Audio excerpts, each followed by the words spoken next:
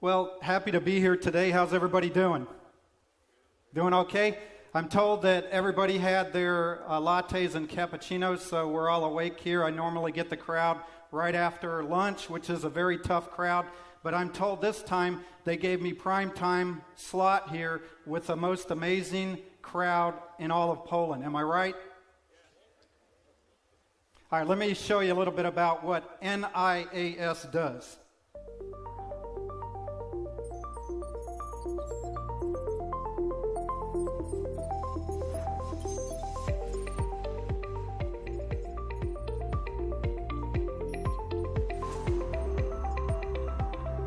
When the FAA called the state of Nevada in December of 2013 and informed state officials of the FAA designation for the entire state of Nevada as a UAS test site, this made us uniquely suited to nationally and globally grow the drone industry in the United States.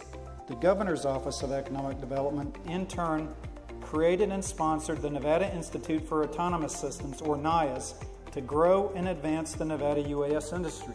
Today, with a growing team of experts, NIAS manages all Nevada UAS test sites, and we do this with the incredible support from the Nevada Governor, the Governor's Office of Economic Development, city mayors, county commissioners, and local city managers. At NIAS, we will innovate, help deregulate through streamlined UAS policies and procedures, and advance technology and air commerce through our vast business network. NIAS is focused on developing the next generation of safe and reliable drone pilots. The NIAS process is to coach, teach, and mentor. When you come talk to NIAS, we really do a complete evaluation of where you are now and where you want to go. We are an outlet to test policy and procedures before they actually get implemented. So has anybody been to Las Vegas, Nevada? Raise your hand.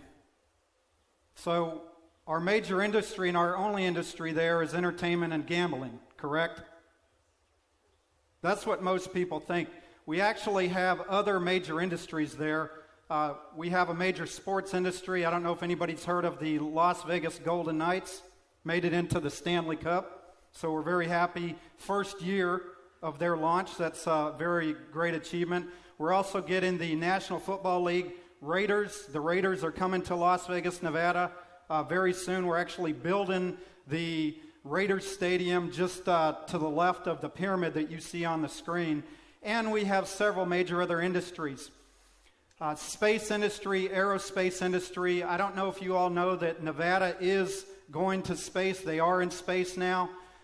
One of our big companies in Nevada is building and has built the Dream Chaser shuttle. It's about 1/5 the size of the Challenger. That will resupply the International Space Station 2019 to 2020. We also have Bigelow Aerospace that is already connected to the International Space Station. So a very strong and robust aerospace industry, and also a very strong military community in Nevada, across Nevada. Where is NIAS? NIAS is north, south, east, and west, but we also have a lot of partnerships through international trade agreements. The state of Nevada is one of the most active in the United States for trade missions, and so part of every trade mission is a major component for unmanned aviation.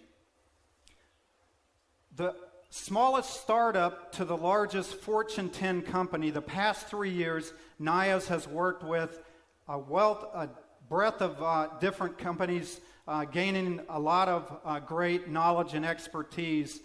No one day is the same, and we do a lot of different things. We have set records with NASA unmanned traffic management. We've done major city evacuations.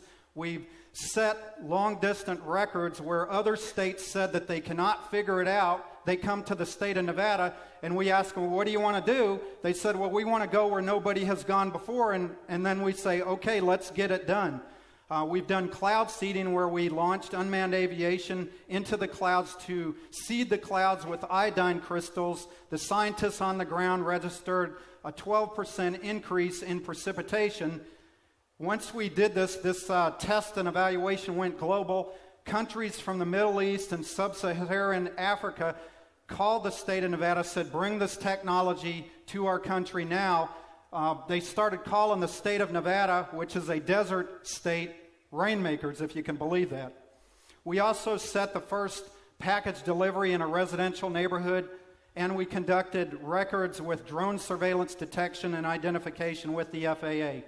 We're involved in a lot of major operations for unmanned traffic management, which you have U-Space here, part of the UTM, and the drone traffic management. UTM in the U.S. will be launched in the next year or so through NASA, handing it off to the Federal Aviation Administration, and they have these technical capability level operations, which we're a part of, and FAA UTM pilot program, which will roll out the unmanned traffic management throughout the U.S.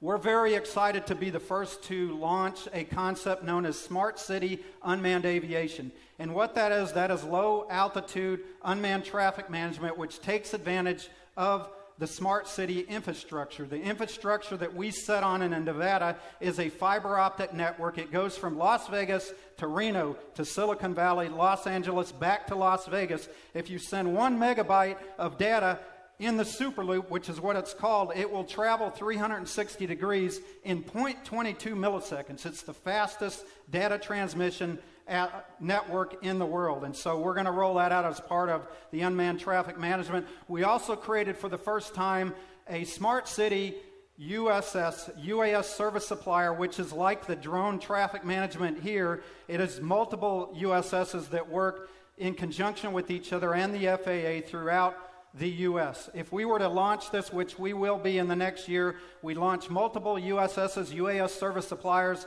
across the Las Vegas Strip, which is what you see, the city behind me. They will interact and take advantage of at least 2 or more communication systems like radio frequency, cellular, fiber optic, or satellite network. And so we're going to test this out both in Reno and in Las Vegas. In a perfect world, you would see the UTM being deployed across a city infrastructure, infrastructure able to support the unmanned traffic management. You would have drone passenger travel. You would have package delivery of e-commerce or critical medical supplies, infrastructure inspection, drone surveillance and inspection across the city infrastructure. However, we know that with any innovation, there's multiple challenges. This is an ADS-B Bravo picture in the U.S. with major airlines. If you overlay the blue on top of that, that's the current drones that are operating in the FAA National Airspace System, which there's 122 right now, 122,000 drones operating in the air traffic control system today. By 2022, that number is going to increase from 122,000 to 450,000.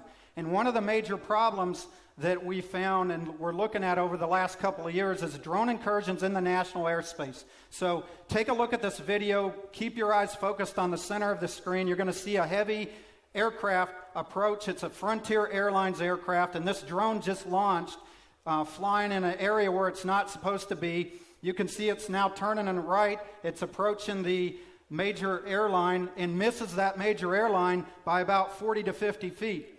We launched a survey several months ago across Nevada and found that the number one problem in the concern is drones hitting a major airline. Number 2 is a drone falling out of the sky, hitting a person. And number 3, privacy concerns. In Nevada, we had a near miss with number 1, and we experienced number 2. So recently, we launched a new initiative called the Unmanned Aviation Safety Center of Excellence to help the FAA and really help any country reduce the incursions in places where drones aren't supposed to fly and help educate the public. And so we'll do this, and we'll also advance different technologies like drone detection, surveillance, and identification, package delivery of technology, wildland firefighting technology, and a new one recently is mine safety technology. We're very happy to participate in the trade missions for the state of Nevada.